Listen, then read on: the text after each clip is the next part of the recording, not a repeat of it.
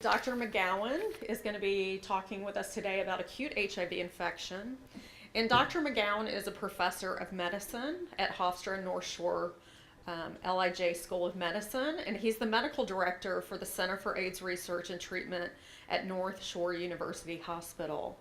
He's been involved in HIV research for a quarter of a century, and he served as principal investigator for over 24 clinical trials. He's the author of numerous journal articles and has contributed to several books on infectious diseases. His primary research interests are in people over 50 and the treatment of pregnant women with HIV.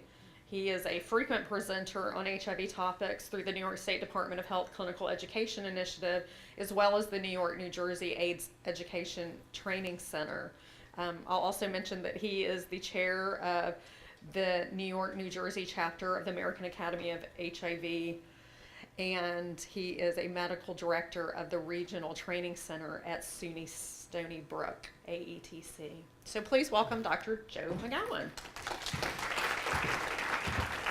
Thank you very much, and I just want to echo the comments about, I think this audience is the perfect one to have this kind of a conference because you're really at the front lines. And as we'll talk about, especially recognizing acute HIV infection, this is going to be one of our most important strategies at finally getting ahead of the epidemic. There are about 50,000 new infections every year in the U.S., and that's been with HIV, and that's been fairly stable for about a decade.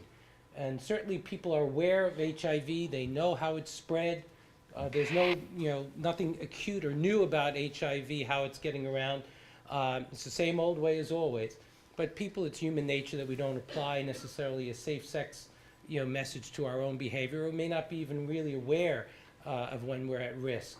So we have to think of other strategies of getting ahead of the epidemic, and one of them is by screening everyone for HIV and really trying to recognize acute HIV infection, and we'll go through some of the reasons why this is a critical point that we could intervene and perhaps treat people early enough that they may not transmit virus to others, as well as the benefits that would come to them directly.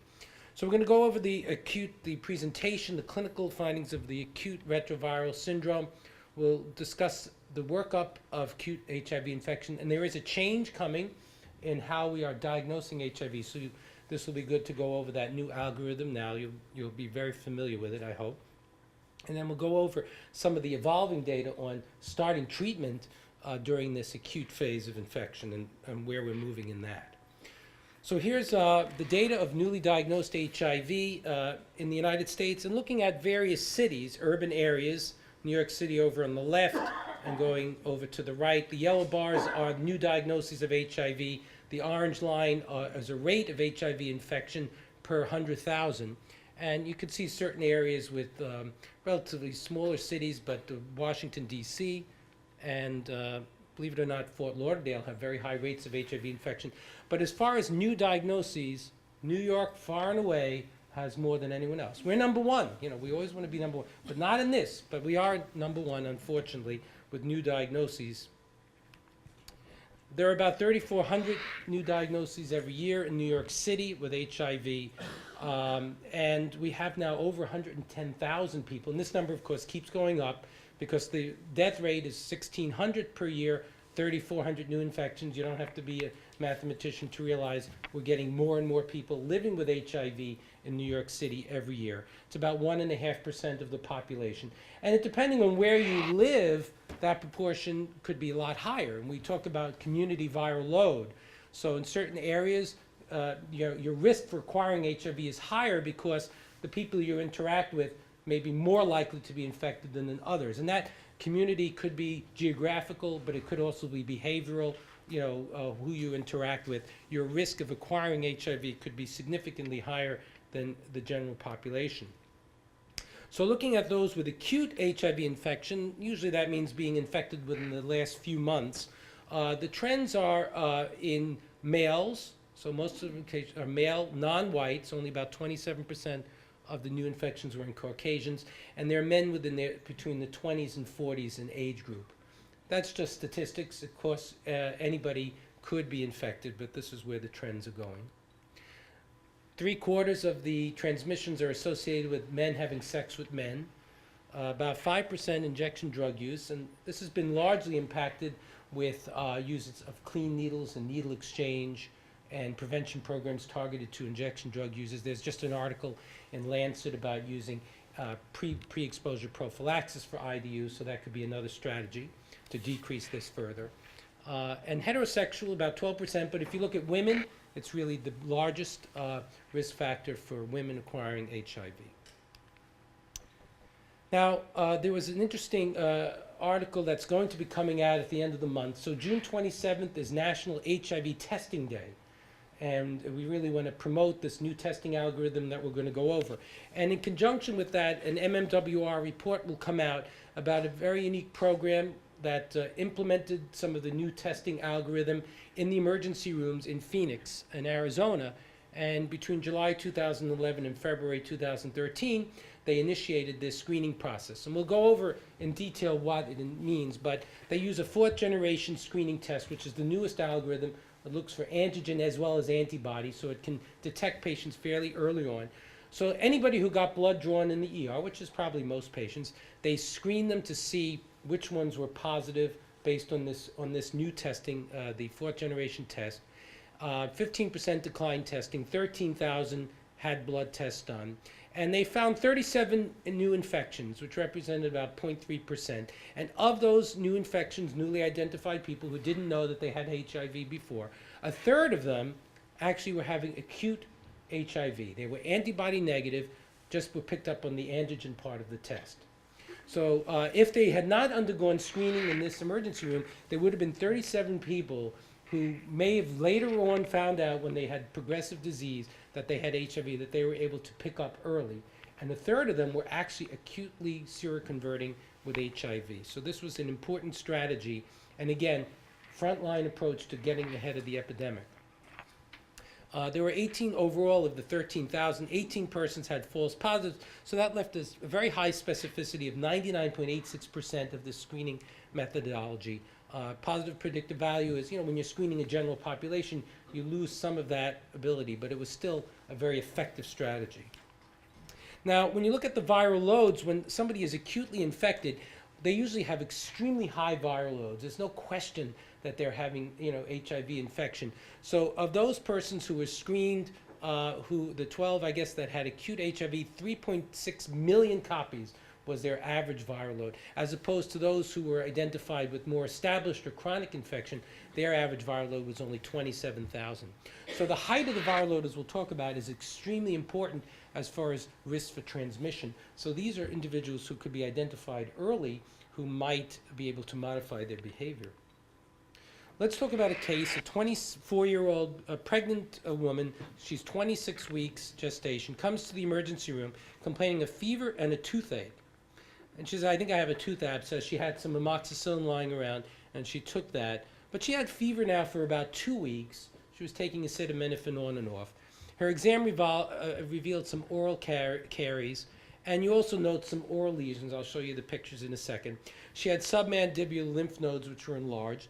And she had tested HIV negative during her first trimester visit at 6 weeks. So she was engaged in obstetrical care. These are some of the lesions. You can see them on the mucous membranes, these sort of ulcers. There in the soft palate in the back, there's also a lesion there. All right, so we're going to try this thing out. You have your audience response devices. So based on this presentation, what would be the next best thing that you would be doing? 1, refer her to the dental clinic for further evaluation. Tell her to continue oral amoxicillin and send her to the dental clinic for further evaluation. 3, conduct additional blood tests, including Epstein-Barr virus, VCA, IgM for acute Epstein-Barr. 4, start her on a course of oral acyclovir, because these could be herpes lesions. Or 5, something else. All right, so let's see. I see some responses are adding up. There's probably, about 40 people in here.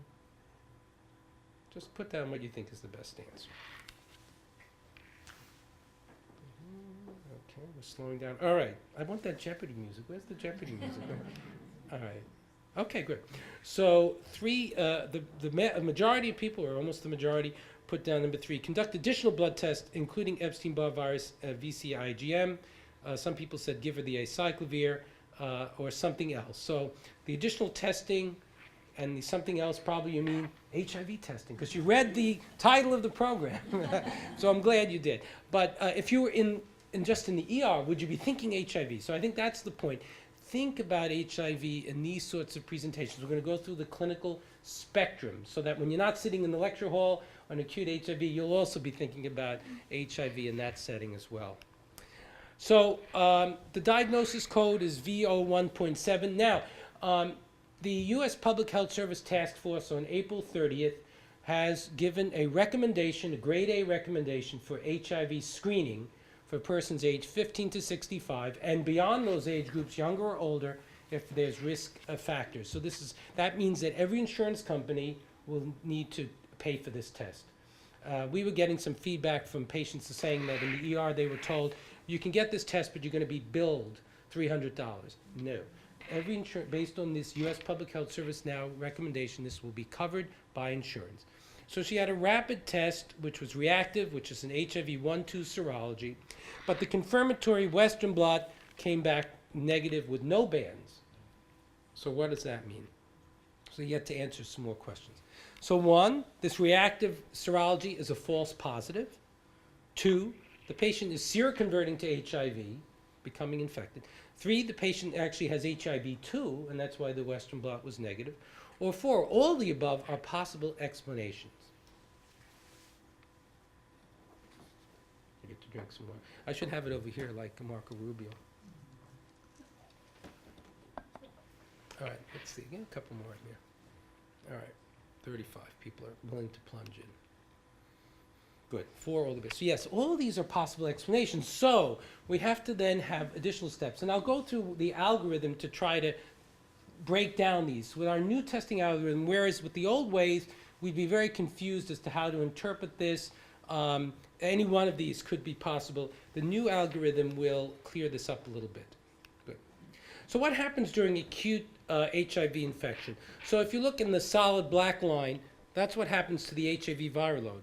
So after a week or 2, it starts to really shoot up, and it goes to a very high level. In fact, the highest level you may ever see during the entire course of the person's illness. And this is the natural history of untreated HIV. I'm just going to move this over here a little bit. So then that viral load will come down, and then over ensuing years, it will remain at a fairly stable level. We call that the viral set point. And that's a balance between the virus, which wants to replicate, and the immune system, which will try to contain it. And for every individual, this level may be different. The higher the level, the more rapid the disease progression would occur. The lower this natural set point, the slower the clinical progression will be. But then at some point, over a number of years, this viral load in a pre-terminal state will start to go up again as the virus starts to change its tropism, etc. The dotted line is the CD4 count. It'll dip down during acute retroviral syndrome. Then as the virus levels off at the set point, it rebounds again. And then the slope of decline is dependent on the height of this viral set point. And then eventually it gets into the range where we start to see opportunistic infections and death from AIDS-related conditions.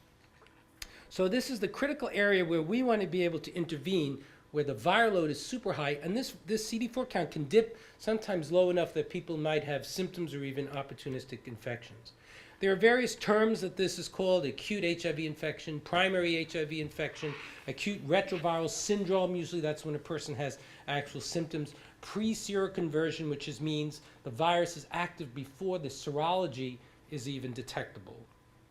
So what is the timeline? What are the dynamics of this condition?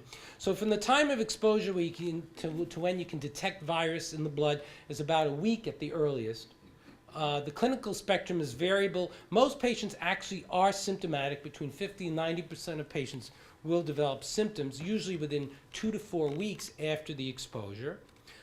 In one cohort where they actually followed, retrospectively went back and asked these individuals, the majority actually did seek medical attention during this syndrome, but most of them were not diagnosed. So it's a missed opportunity to really intervene early.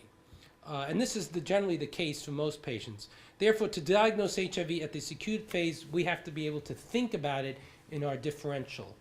And since, the rules are there to screen everybody, and emergency rooms are the front lines for that, just screen, just follow the guidelines, and you may be able to pick some of these cases up.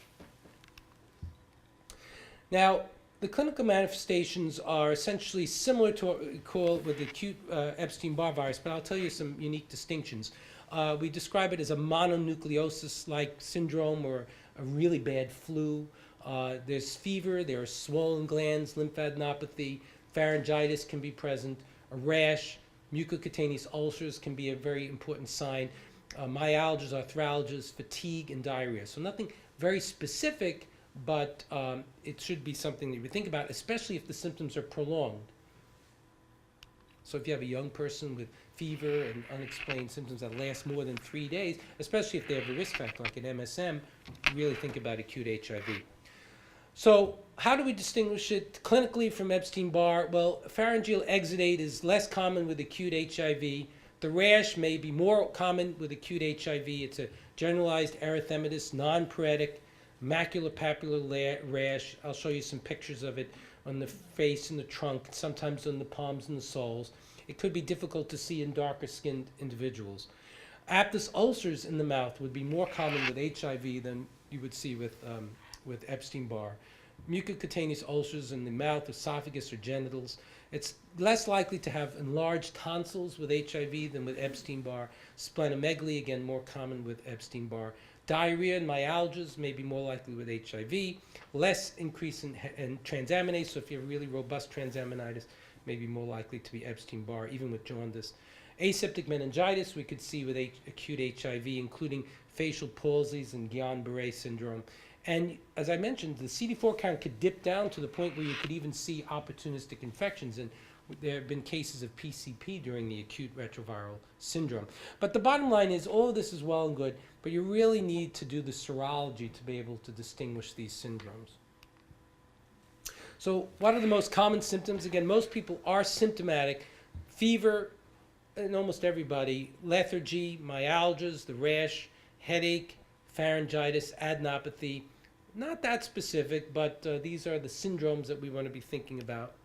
Here's the rash. It's this maculopapular rash, more on the trunk than the extremities. It can involve the palms and soles. So the major differential would be obviously with secondary syphilis.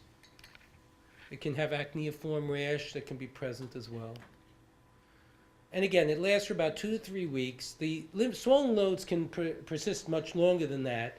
And the fatigue, this chronic fatigue, could even persist for longer than that. So our differential includes Epstein-Barr, cytomegalovirus, acute toxoplasmosis, primary herpes simplex, especially with the adenopathy and the fatigue, secondary syphilis, early viral hepatitis, adult still disease, or drug reactions if they're on medication, or even herbals, etc. So we have to really think about it because the diagnosis is so broad, and some patients may not openly report risk behavior that would, think that they're at risk for STDs or HIV. So we could ask specific questions, but patients themselves may not even be aware of the risk, or it might be something that they didn't think about, or it was done something in passing. So the lack of a specific exposure history should not dissuade us from doing the screening for HIV, especially if they have a clinical syndrome that's consistent. So as far as diagnosis, the hallmark is a negative antibody test with a detectable plasma viral load, or a positive screening test with a negative confirmatory test. That's the time when we want to think about acute retroviral syndrome. If you do a testing of the viral load, we're not expecting it to be, 300-400. It's going to be extremely high, in the hundreds of thousands or higher. So again, a Western blot, which we consider the definitive test, as I'll show you, requires 2 different antibody bands. So when Western blot means you're going to be testing antibodies against different parts of the virus. So there have to be a series of different antibody bands that are detectable in this gel. And you have to have at least 2 of the ones that are there, a band, an antibody to P24, GP41, or the GP120-160. If there's a single band at GP120-160, that's sometimes suggestive of an acute retroviral syndrome. So that wouldn't be a positive Western blot, but that might be a suggestive sign that they could be in the early stage of infection. This is the timeline. After exposure, the first thing that will come up is the RNA. We usually can't detect that because there is only one test that's approved for screening with RNA, and it's usually just not readily available. Then the symptoms come in. Then you start to measure P24 antigen, okay? And then the antibody, the third, second, and first generation testing. When we talk about second generation antibodies, that was just the IgG, and it takes a few weeks to develop IgG. The third or newer generation antibody test also screens for IgM, which can be positive in the first couple of weeks.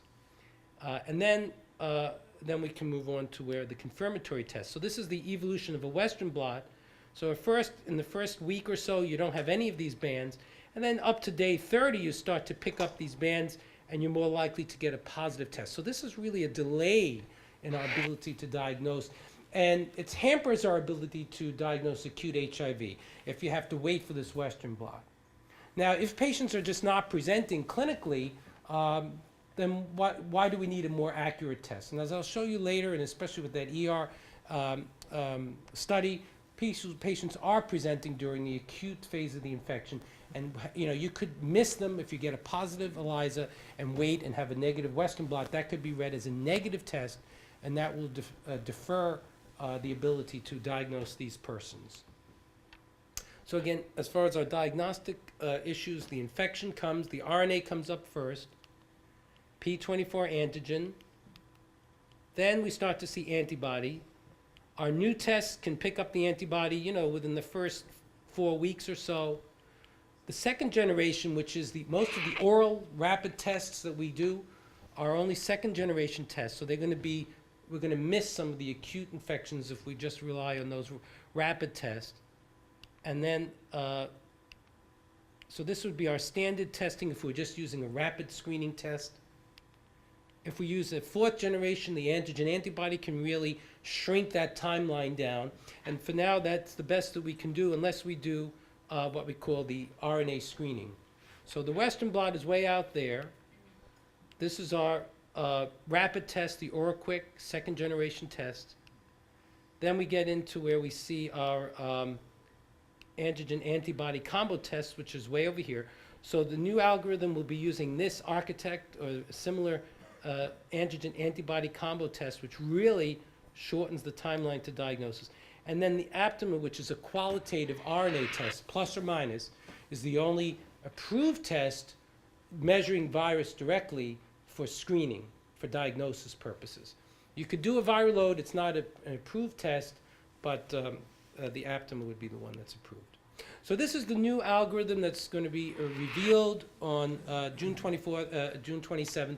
It's been kicked around and discussed, so it'll move from proposed to the actual testing algorithm. So this is how we're going to be doing screening once the labs start to adapt it. So you do your initial testing with a fourth generation immunoassay, which are more sensitive than the old IFA tests that were done before. A rapid fourth generation is coming, but usually it can be done within an hour. You'll get the result, 20 minutes to an hour. It'll be negative, and you could stop at that point. If the person has a clinical syndrome highly suggestive of acute HIV, then you could do the RNA testing if you're really suspicious for acute infection. If it's positive, then you could have either antigen or antibody, and then you have to do a differential immunoassay. That will immediately tell you, are there antibodies to HIV-1, HIV-2, or both? So if it's HIV-1 positive, then you would measure the viral load, link them into care. HIV-2 positive and HIV-1 negative, then you can send them to care, and we'll figure it out, and we'll treat them. There's no viral load that's available for HIV-2. If they're both positive, then additional testing will be needed. Again, send them to Spencer Cox or to your local HIV expert, and they will be able to distinguish and manage these patients with additional testing. Now, if they're positive on the screening test but negative on the differential test for HIV-1/2, that's when you do your RNA measurement. If it's negative, then we know they're not having acute HIV infection, because remember, that viral load should be in the hundreds of thousands or higher. If it's positive, then we know they're in the acute phase of the infection because they had a fourth generation positive, the immunoassay is negative, and they're RNA positive, and that's your acute infection. This is the most important test is this HIV 1-2 differentiation assay. It's a rapid test, 15-minute turnaround. So now, instead of having to wait for that Western blot to come back, while they're in the ER, you can do the screening test. If it's positive, you set up on the same sample this differentiation test in 15 minutes. The result will be available, and it can distinguish are they HIV 1 or HIV 2 positive. And if they're negative on this, then you have to draw a blood test to do an RNA. You can't reflex it. It actually requires a separate stick for that. Okay? So how does it perform? So there was a large study done in New York City, San Francisco, North Carolina, of high-risk people at STD clinics, at partners of HIV-infected persons, and they screened 37,000 individuals. They found 654 positive on antigen or antibody testing, and they did the differentiation assay, so this was a test of the new algorithm.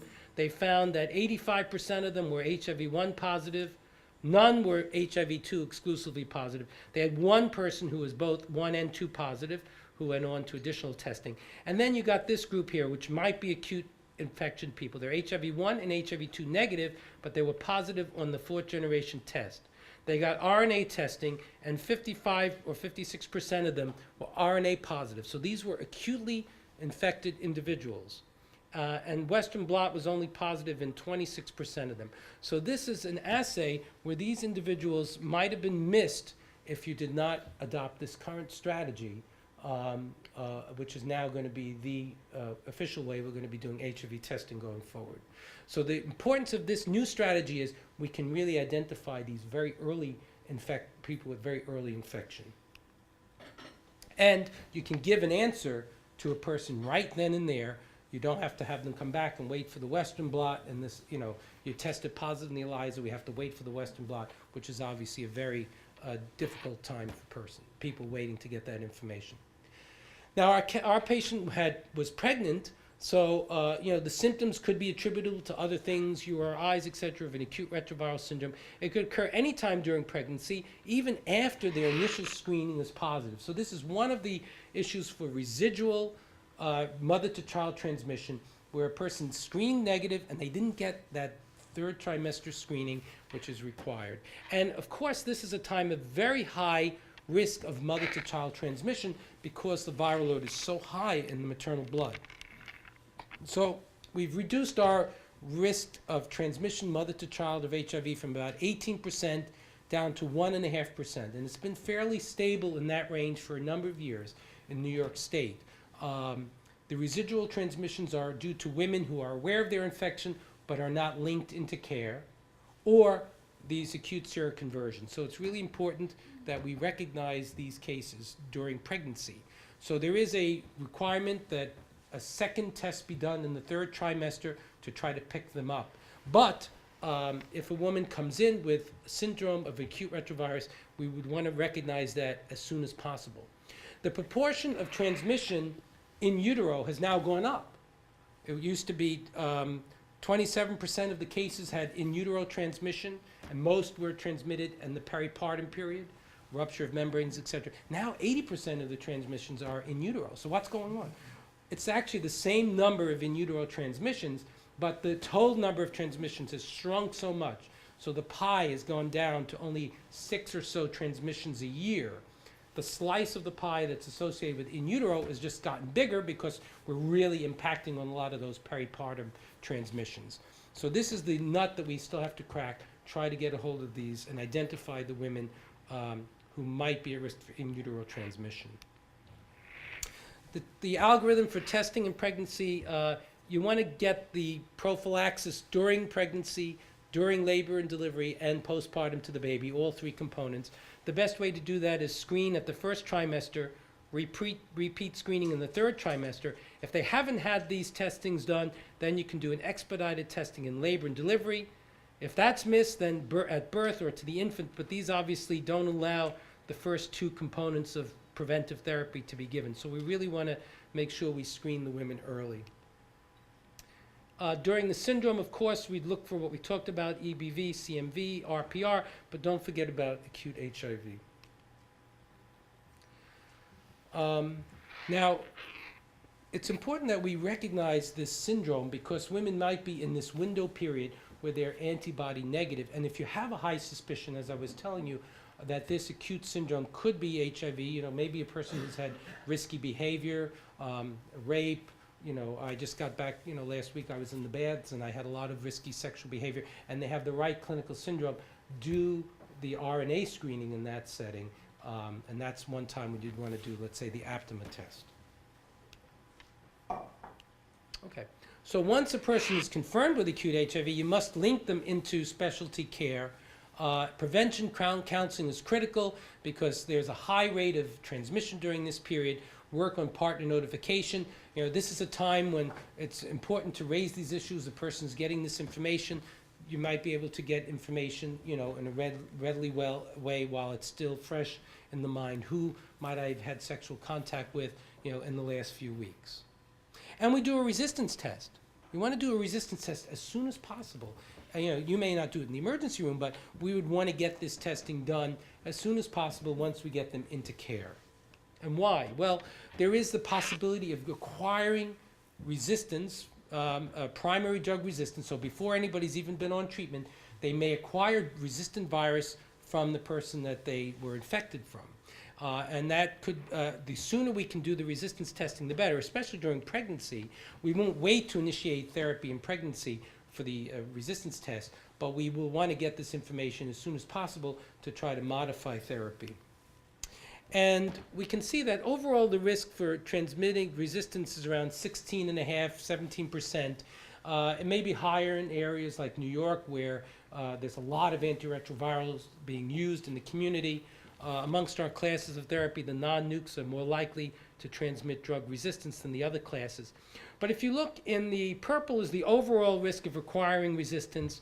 The orange are those people who are recently infected, and the turquoise, I guess, are those who had more long-standing HIV infection. And you can see the orange bars are higher, so you're more likely to detect drug resistance during transmission if someone has recently been infected.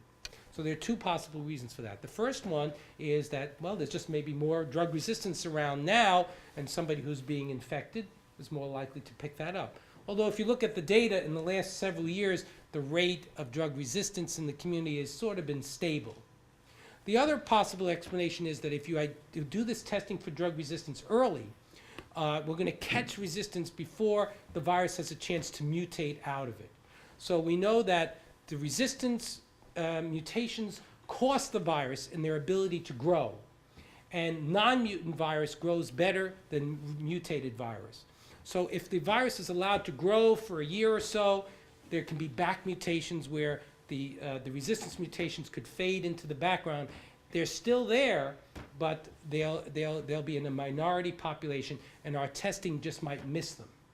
So that's why it's so important to test people early, especially if they're getting an acute infection. You're just more likely to demonstrate the resistance that's there before it can fade away to the background. Because it's there, and it's going to burn you if you treat them and you don't recognize that it's there. Okay. All right, so during pregnancy, if you can identify an acute HIV infection, all the guidelines say you just start on treatment right away, because you really want to bring that viral load down as quickly as possible, primarily initially to prevent mother-to-child transmission, but there may be some benefits to the mom as well, including decreasing the severity of her illness and helping her immunologically. We're going to go through some of those potential benefits in a second. Okay, so the key thing is you have to think about it to be able to diagnose it, use the appropriate laboratory tests that we went through, and we can go through questions on that at the end. And it offers an opportunity to provide prevention, intervention, refer to HIV primary care, and get the person's own heart, especially if they have, if they're pregnant. Okay, another case. This was a really interesting case, and by the way, these are real people. In fact, I saw this kid the other day again. He's a 24-year-old male who presented to the emergency room with daily fevers of up to 103 Fahrenheit for 2 weeks. He had developed bloody mucoid diarrhea for approximately 1 week after the onset of fever that was associated with abdominal cramping, no nausea or vomiting. He reported cough and chest congestion for about 2 weeks and had tender cervical lymphadenopathy. He had no rash, diaphoresis, joint pain, or swelling.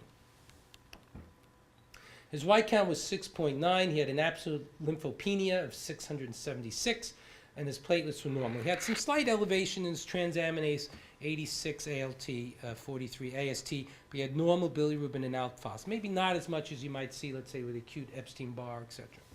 He had stool workup for enteric pathogens, ovin parasites, E. histolytica, bloody diarrhea. All that was sent off. I could tell you it was all negative. His serology for Epstein-Barr virus, cytomegalovirus, Babesia, and Ehrlichia was sent. He must have been seen by an ID person. His plasma CMV PCR was also ordered. And again, you wouldn't know it, but all those things were negative. In fact, he had chronic Epstein-Barr. Anal swabs were done for chlamydia to rule out LGV, which we're seeing a lot of proctitis from that. Herpes simplex were also sent off. All that was also negative, by the way. They gave him Cipro and Flagyl, didn't help him. So his HIV ELISA was positive and Western blot negative, so a viral load was sent off, and it was 9.7 million copies. And his T cells were 163, so very low. He was initially started within 3 days. We got him on combo therapy, tenofovir, FTC, and raltegravir. His diarrhea and constitutional symptoms promptly resolved within 4 days, and his viral load had decreased to 10,000 just within 2 weeks, and his CD4 count rebounded up to 552. He then went to become undetectable. He's been undetectable for over a year, and he's got normal CD4 count. He had reported sex with men with a history of several recent casual relationships. He was treated for pubic lice during the preceding summer, had denied any history of syphilis, gonorrhea, or chlamydia. In the ensuing year, he did develop secondary syphilis, so he continued to have ongoing risky behavior even after his HIV was suppressed. He had undergone HIV testing 4 times prior in his very young life, most recently 3 months before this most recent presentation. So you may say, oh, well, he tested HIV recently. That may not be the differential, but it certainly was. In fact, they thought he had inflammatory bowel disease. So why is it so important to diagnose HIV during this acute phase? And this is where the field is really evolving very rapidly. There's so much focus on identifying people in this very early phase. You may have heard about this infant newborn baby that was treated and has a functional cure. And a lot of it has to do with the very rapid intervention during acute infection. So a couple of things about acute infection. We talked about the viral load being so high. So there was a Rakai study looking at discordant couples where one person was HIV infected and the other one wasn't. And the risk of transmitting to the uninfected partner was very much related to the viral load in the blood of the infected person. And it's almost like a dose-response curve. The higher the viral load, the more likely you are to transmit. So obviously, our patients with acute infection are going to be the highest risk. And on average, acute HIV, the average viral load is over 200,000. During established or chronic infection, it's about a log lower, 29,000. The risk of transmission per sexual contact goes up. The viral load in the semen is highest during this acute phase within the first few weeks of infection. Then it sort of settles down into this asymptomatic phase. You'll see some people will say, you know, I've been married to this person for 5 years and I didn't acquire HIV. Well, during this phase, the risk is lower. Also, maybe the longer we're with people without having sex with them, I don't know. But during that phase, the risk of transmission per sexual contact goes down. And then it goes up in the pre-terminal. But here, the people tend to be maybe a little bit symptomatic. They may be too sick to be engaging in a lot of risky behavior. So most of the transmission is happening here, and that's before a person is likely to even know that they have HIV infection. So we can really do something to intervene here. That's 75 to 750 times more infectious during that period. So you can see we can impact on the epidemic if we could intervene at that early phase. And there have been a number of studies that have shown the relative contribution of transmission during the acute phase, and that ranges anywhere from 1/3 to almost half of the total transmissions are attributable to people transmitting virus when they themselves were just very recently infected. Knowledge of HIV seropositivity does affect behavior, so this is another benefit. If somebody knows they're infected, they will reduce their risky or unprotected sexual contact. There's something called serosorting, where if a person knows they're having sex with another person of the same serostatus, but still they will reduce their risk by about half. And then if your partner is of unknown risk HIV status, it's about a 2/3 decrease in risk behavior. So just that knowledge alone can be an important factor in preventing transmission. Now, we have the major treatment guidelines, the International AIDS Society and the DHHS, Department of Health and Human Services guidelines, are now recommending consideration of initiation antiviral therapy in somebody with acute or recent infection, which is defined as being infected within the previous 6 months. And potential benefits that might be accrued from that is that, we see that the viral load tends to sort of naturally come down after a period of time. But if you can intervene before the infection is suppressed by whatever means, immunologic or whatever, that occurs in the natural history, if you can just draw that virus load down by treating, you will have benefits to the immune system, because you'll may be able to prevent the widespread seeding of a lot of T cells with the virus. And as you know, the virus will integrate its genetic material into the chromosome of the cells, and once it does that, those infected cells will remain in the body carrying the virus gene as sort of a Trojan horse for the lifespan of those cells. Now, most of the cells that are infected are rapidly turning over, so the virus will die with them. But there are a proportion of cells called central memory cells that are critical to the function of the immune system. They must remain in the body for life, or their progeny cells will remain in the body for life. Otherwise, we'd all get chicken pox, every time we got exposed. There would be no role for vaccination. It's these central memory cells that must persist. They become sensitized to the antigens of interest, and if you're exposed to chicken pox, they're ready to go. But if they're carrying HIV genetic material inside, when those cells eventually become activated years later, boop, the virus will pop out from them. And that's the reason why treatment right now is lifelong. So if you can do something at this early stage to somehow prevent the establishment of the infection in these memory cells, or to lessen the spread into these memory cells, you might be able to impact long term on the condition for that person. And we'll talk a little bit about some of the data on that. You could also decrease the severity of the acute retroviral syndrome. We saw that in our patient. Very rapidly after starting therapy, his symptoms went away. You might be able to lower that viral set point. There were a number of set point studies that have been done where they treated patients very early for 24 or 48 weeks as opposed to deferring treatment. And then they, after a period of time, they stopped the antiviral therapy, and they looked at differences between those persons who didn't get early treatment versus those who got early treatment then interrupted treatment. And they found that those that got early treatment, there was a longer period of time before they met criteria to start therapy. This was in the days when we used to use CD4 counts to show when to start treatment. So if they hit 350 T cells, you'd put them on therapy. By treating them during this period of time early on, you were able to, in a number of studies, defer the time where they needed treatment. So they determined that that was a resetting of that viral set point to a lower level. That's not something we generally do in practice, but it was an interesting finding that a number of studies had shown that. As we talked about decreasing the size of this reservoir, this residual virus, a lot of the recent studies and the major international conferences are focusing on curing HIV. The first thing is, if you can make this reservoir size as small as possible, the patient could be a candidate when eventually these cure strategies are developed. And we can decrease the rate of mutation, which is an important issue. So once the virus gets established in the body, it mutates. It's constantly responding to what the immune system is throwing at it, and it creates a very broad and diverse population of virus. That gives it an incredible ability to react to whatever drug therapy we can give, whatever the immune system has to get at it. If you can interrupt that process early and have a much narrower population of virus, there's less ability for that swarm of virus to be able to break through treatment or to break through vaccination or whatever we come up with in the future. So this is a theoretical reason to start treatment early. And of course, we could reduce the risk of viral transmission during this phase when persons are most likely to be contagious. What are the disadvantages? There's always a two-sided coin.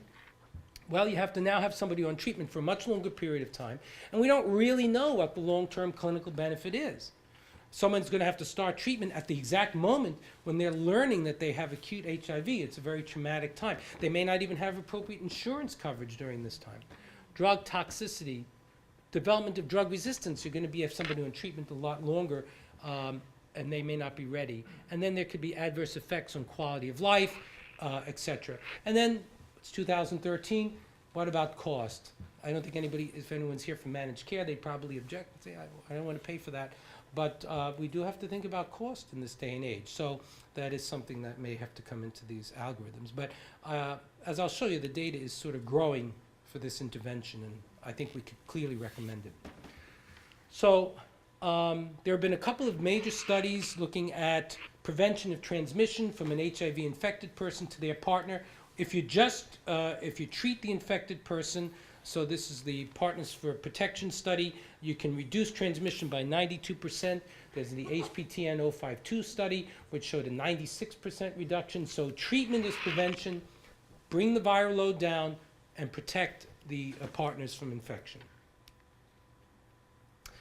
So I'm just going to close in the last few minutes talking about our new role of understanding of HIV pathogenesis and what's happening within those first couple of weeks of the infection that really sets the stage for what's going to happen to that individual for the rest of the time, the rest of their lives, really. So we understand that there's a condition called immune activation. So the model of HIV pathogenesis is not as simple as maybe we once thought. HIV gets in, kills T cells, leads to AIDS. We know that that's not really the case. Based on some studies called the SMART trial, where we see that people with HIV develop cardiovascular disease, kidney disease, dementia, liver disease, long before they develop AIDS. So something's happening from the very early stage of the infection, and we recognize from the mid-90s that the virus is growing immediately from the first day of infection. During that clinical latency that could be up to 10 years, the virus is active during that whole time. And so now we know that what's happening during that phase is HIV is infecting CD4 cells, and it's depleting their number, and it leads to an imbalance of the immune system, and this creates a state of immune activation. So we're going to go through this. And during that state of immune activation, that means the immune system is constantly in a state of irritation. Cells are being activated. Activated cells are more receptive to HIV infection, and when they're activated, they burst with a larger number of HIV. So keeping the immune system in an activated state is good for the business, for the virus. More virus is readily infected, cells are infected, and they produce more virus. So right away, that's an important factor. But in addition, most of the CD4 cells that are killed during HIV aren't even directly infected. They're killed by collateral damage. You have all these cells spewing out cytokines, toxic cytokines, and they activate neighboring cells. And once you activate a cell, it has to undergo apoptosis. It just can't be sitting there spewing out cytokines. Those cells, once they're activated, they die. So this is a lot of collateral damage that occurs. The gut is the battleground. So during acute HIV infection, where do the CD4 cell depletion mostly occur? So during the blood, you get a drop in T cells, as we saw in the beginning, and then they rebound when the viral load goes to set point. Same thing in the mesenteric lymph nodes, inguinal lymph nodes, very similar to the blood. But in the jejunum, in the small bowel, you lose the T cells, but they don't come back up again. And if you look at what happens there, most of the lymphocytes, the CD4 cells, the memory cells in the body, 60% of them live in the gut-associated lymphoid tissue. So HIV, during the initial viremia, after that first week or so, it goes to town. It hones in on the gut-associated lymphoid tissue, the lamina propria, the Peyer's patches. And there's a huge die-off, a killing of CD4 cells during these first few weeks. And there's very little CD4 response to this HIV infection. Newly recruited lymphocytes come in, they're activated, they're infected. The predator becomes the prey. And when you look at this depletion of cells, even after years of antiviral therapy, these cells don't seem to reconstitute. So you end up with this destruction of a very important a lymphoid tissue, which is in the gut. So you can see this in these pictures. On the left, an HIV uninfected person, these T cells are stained by this yellow or brown dye. It's a very rich environment. On the right, during acute HIV, vroom, these cells are wiped out, as well as T cells, dendritic cells, macrophages. In this cartoon, on the left is the uninfected state in the gut. So here is the bagel and the muffin you had this morning. It's floating around in the lumen. And here is the nice endothelial lining. And in this rich milieu of lymphocytes, everything you eat gets passed through this barrier. It's like the airport security of the body. It can't get into the body unless it passes through this. HIV, all of this protective barrier is gone, or most of it. The cells are very much disrupted. You have this loss of T cells, loss of tight junctions, enterocyte apoptosis. You get leakage of gut material and what we call microbial translocation. So you measure lipopolysaccharide, which is derived from bacterial cell walls, in high levels in the bloodstream of people with HIV. So what this does is it creates a state of immune activation. These bacterial products are constantly keeping the virus activated. Our patient who had acute HIV infection, he actually did undergo an endoscopy and had a biopsy, and there was apoptosis of cells, cryptitis, lots of damage to his endothelial lining during that time. The problem is, how do you intervene, and where do you intervene in this process to stop this before it becomes irreversible? And so you can envision a scenario when this damage occurs, then you can suppress the virus with antiviral therapy. The virus goes to undetectable. But once this leaky gut syndrome develops, even if the virus is suppressed now, these lipopolysaccharide and the antigens can still persist. That maintains the state of immune activation, and you never can fully recover the immune system. So we'll see patients, undetectable viral load, but their CD4 cells just can't go up. Okay? So this is the state, this model that we're talking about: inflammation, immune activation, this microbiome, disease progression, early age, and comorbidities. HIV starts it off, immune activation, gut damage, microbial translocation. Then even if you take HIV out, this process will continue, eventually leads to imbalance of the immune system. There are a couple of very interesting studies about very early intervention during the phase where antigen is positive, but only viral load is positive. And if you intervene with antiviral therapy very early, you can shrink the size of this reservoir, and over time, it actually goes down. There was a study called Visconti where they treated patients within the first 6 months, and a number of them stopped therapy after a couple of years, and they maintained very low or undetectable viral load for 2 years. So that was only about 15% though, so we can't recommend it for everyone. So early intervention might make a difference. This is the last point. What does antiviral therapy do? So in black is a baseline. On heart, what happens to these central memory cells in the gut, in the Peyer's patches? So an HIV negative person, they have good CD4 cells, and that's maintained. If you treat during the early phase, you have a drop in these CD4 memory cells, but you can rebound. Established infection early on, or later with AIDS, you have much lower numbers, but you don't rebound on treatment. So there may be an opportunity to intervene early enough that you could reconstitute that immune system. Where that is or how early it is, we don't know. But on the front lines, you have the opportunity to offer this to a person so that eventually they may be able to benefit from these very early interventions, okay? All right, so think about it. Screen everybody. Don't even think about it. Just screen everybody. And then you're going to pick up some of these cases. Okay. Thank you very much.